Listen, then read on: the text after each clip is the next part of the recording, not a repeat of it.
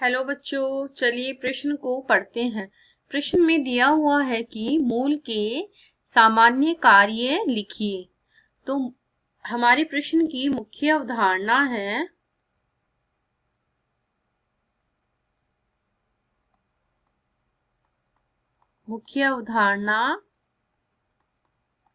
पादपों में आकार रेखी। तो इसमें मूल के बारे में पूछा गया है। तो ये है एक बीज की संरचना। तो बीज की संरचना में ये इस प्रकार से ये है प्रांकुर और नीचे वाला है मूलांकुर। ये है भूमि की सतह। तो ये भाग है प्रांकुर, जिससे कि तना निकलता है, और ये भाग है मूलांकुर, जिससे कि जड़ का निर्माण होता है। तो ये है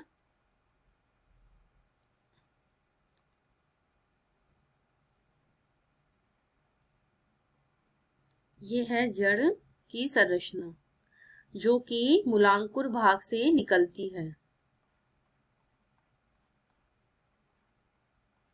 ये रेशेदार जड़ है। इस प्रकार से ये एक जड़ की संरचना बनाई गई है, और इसमें ऊपर की ओर ये है तना, ये इसकी पत्तियां, और ये है फूल। तो इसमें हमारे जो ये जड़ है, इसके कार्य पूछे गए हैं। तो जड़ के कार्य या मूल के कार्य, वो जो जड़ होती है हमारे पादप में क्या क्या कार्य करती है। तो ये पादप को यांत्रिक सहायता प्रदान करती है एक तो,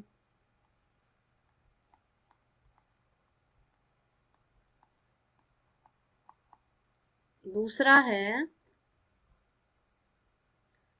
ये पादप की स्थिरता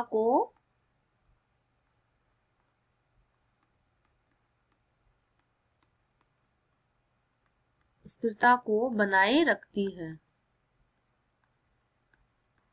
जिससे कि पादप एक स्थान से दूसरे स्थान पर कभी भी चल नहीं सकता है, ये एक जगह पर ही स्थिर रहता है।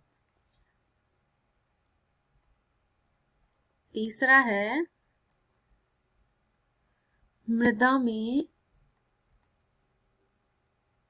मृदा से जल व खनिज लवणों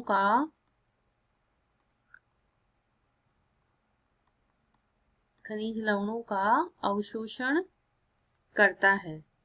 और जो ये अवशोषण करता है जड़, और इनका जो ट्रांसपोर्ट होता है, ट्रांसपोर्ट इंग्लिश में बोलते हैं और हिंदी में बोलते हैं परिवहन। जाइलम,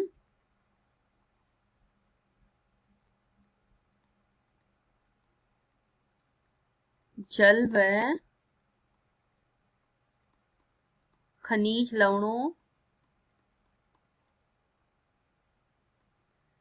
का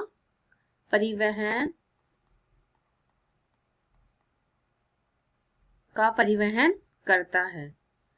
और कुछ मूल जो होती है वो भोजन को संचरित करने का भी कार्य करती है। कुछ मूल भोजन को संचित करने का कार्य करती है। उदाहरण है इसमें जैसे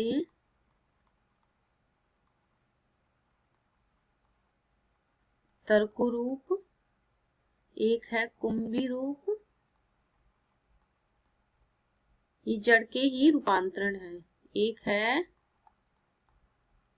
पिंडक जड़ें जो कि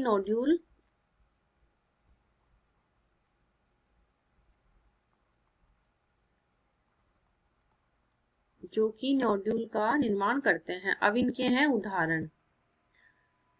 जो तर्करूपी जड़ होती है, जो भोजन का संचित इसमें जड़ में होता है, उसका उदाहरण है मूली।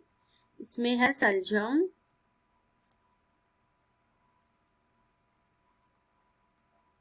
और इसमें आ जाएगी मूंगफली या हमारी दालें।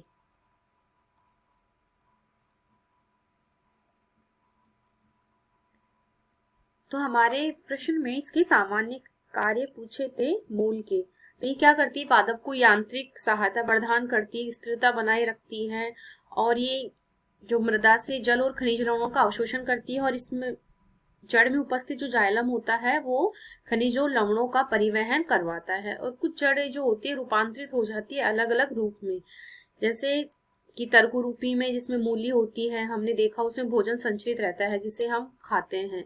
आशा करती हूँ आपको इस प्रश्न का हल समझ में आया होगा। धन्यवाद।